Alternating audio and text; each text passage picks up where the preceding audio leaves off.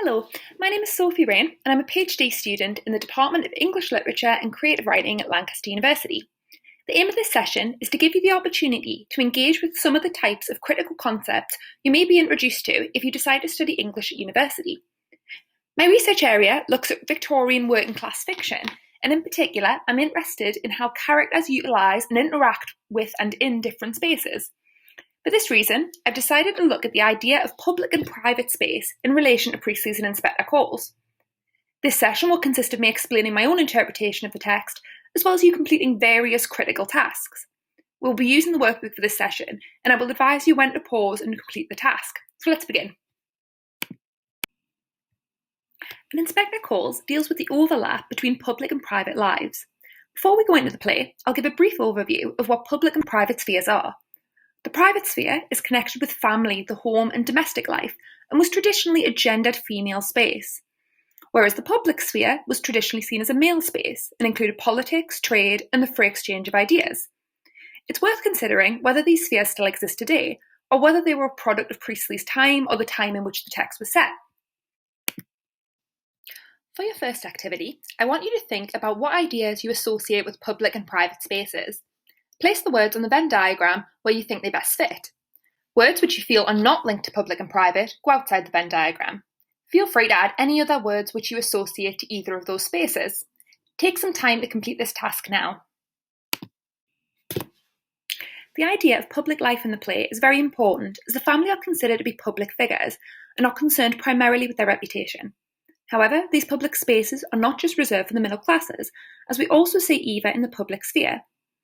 The next few slides will look at each of these spaces and consider the power dynamics between the working and middle classes, as well as the dynamics and interactions between male and female characters. The first public space is the Burling factory. Though it is not easily accessible to the general population, it is a public space in the way that it is the world of work and enterprise. Though the factory is in the public sphere of business, there is an element of privacy to it.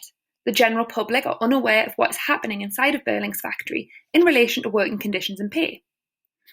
The working sphere, as we know, was traditionally reserved for men, as women ran the home. However, this raises questions about how applying the idea of public and private space is difficult when it comes to working classes. While married women in full-time employment were still relatively low in the early Edwardian period, working class women often had to work and could not afford to stay at home. This public space, then, can be entered by working class women, but their safety and their rights are subject to the whims of their employer. Eva is doubly oppressed in the public sphere by both her class and her gender.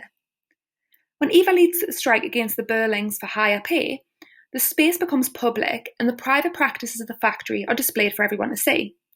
They have metaphorically opened the doors to the Burling factory to expose their ill treatment. This further draws attention to him as a public figure.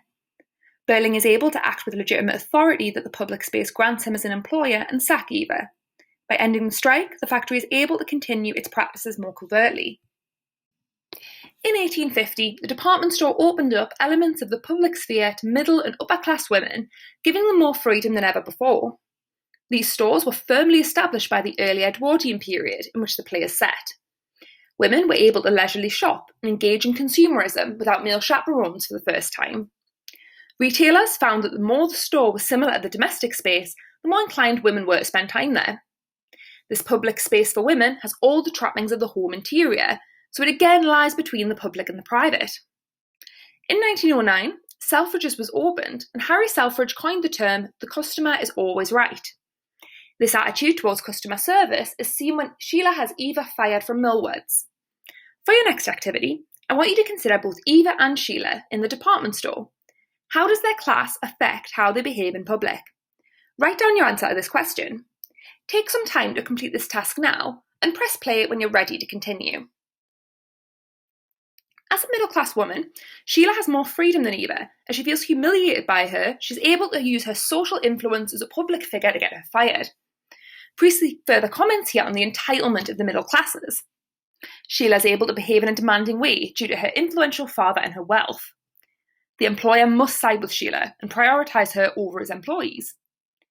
Eva's unable to act with this level of confidence in public because she doesn't have the capital or the power to make demands, and any attempts to defend herself would be futile. The next place I want to look at, which features prominently in the text, is the Palace Music Hall. The choice of the music hall is an interesting one, as it was considered from the mid-Victorian to the early Edwardian period to be a site of scandal and disruption. The music hall was generally acknowledged to be a place where prostitutes could be sought after, and there were regular complaints about lewdness, property damage and drunkenness. Often while this behaviour was typically blamed on working class individuals, there were often incidents involving wealthy or even aristocratic families. The music halls were not as prominent after the Second World War, so its inclusion in the play is reminiscent of a bygone era. The fact Gerald frequents this place comments on the aristocracy and the wealthy as being prone to such vices and engaging in scandalous behaviour. Gerald's comments on Joe Meggerty, an alderman, being half-drunk and goggle-eyed, show that even in the public sphere, wealthier men can behave with a certain amount of freedom. The bar is seen as a discreet place where wealthy men keep each other's secrets. I want you to consider the Palace Bar from two different perspectives, Gerald's and Eva's. I would like you to complete the following tasks.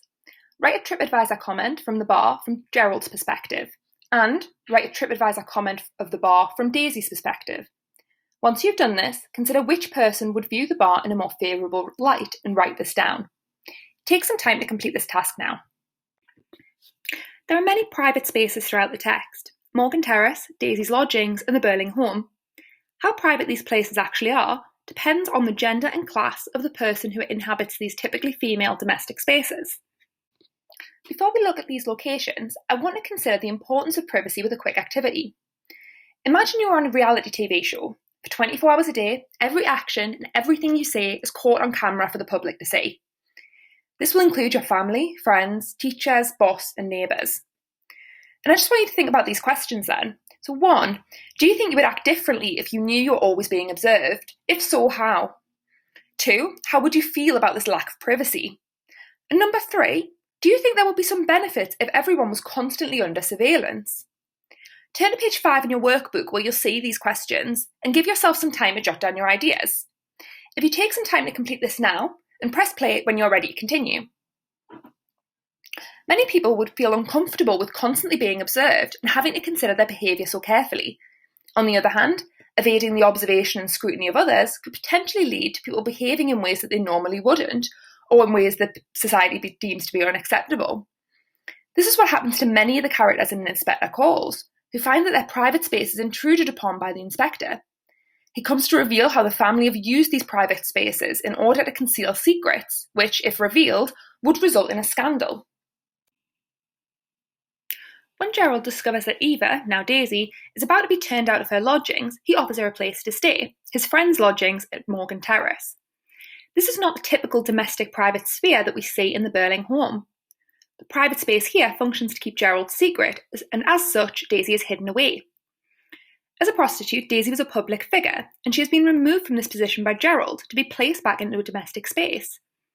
This domestic space, however, while offering some protection, does not have the comfort or the security of home due to its temporary nature. The space is not hers and is controlled by Gerald, showing the influence men have in the domestic place. Eva is placed back into a threatening space when it is no longer convenient for Gerald to keep her at Morgan Terrace. When Eric meets Daisy at the Palace Bar and goes back to her apartments, he insists on coming inside, despite the fact she does not want him to. She reluctantly allows him, as we learn he was in the mood where a chap could turn nasty. Though this is a private domestic space, Eric insists on entering. This makes it clear that it is not the public sphere which is dangerous for women, but the actions conducted by wealthy men in private. It seems that the safety and comfort of domesticity is reserved for the middle and upper classes. Thinking in a critical way, it is worth considering whether privacy is based on wealth and influence. Is the issue here of Daisy's lack of privacy more to do with class or gender? The entire play takes place in the Burling home and is described as intimate. However, this is not as clear-cut in the play. Though the setting is intimate, there is a tense atmosphere, and there are already secrets between the family members when the play begins. Notably, they have a guest, Gerald, who forces them to behave as though they were in public, as he is not yet part of the family. This is clear when Burling discusses the Croft and Burling factories and seems to treat the engagement party as a business dinner. The dining room, usually a place of hosting and comfort, is turned to an interrogation room when the inspector arrives. The arrival of the inspector means that any intimacy and privacy that was there initially has been removed. The stage becomes a public space where the Burlings face trial for their crimes against Eva. The inspector reveals the private sins of the family and threatens to make them public, showing that privacy and protection for the wealthy classes has its limits. Now we've explored a range of public and private spaces in an inspector calls and their significance, I want you to return to your Venn diagram. Consider if there are any key words you would now move or any you would add. Often, the dichotomy of public and private space is more complex than we originally perceive it to be. Take some time to complete this task now. Here are some of the sources that I've used in this presentation today if you wish to read any further about public and private spaces. Many thanks for listening to this session. I hope you found it helpful and are starting to think about the ways in which Priestley uses space to make critical commentaries on gender, class and power. For further information about studying English literature at Lancaster University, please follow the link on this slide. Thank you very much. Further titles in the An Inspector Calls workshop series include Hysterical Women, Morality and Interruptions.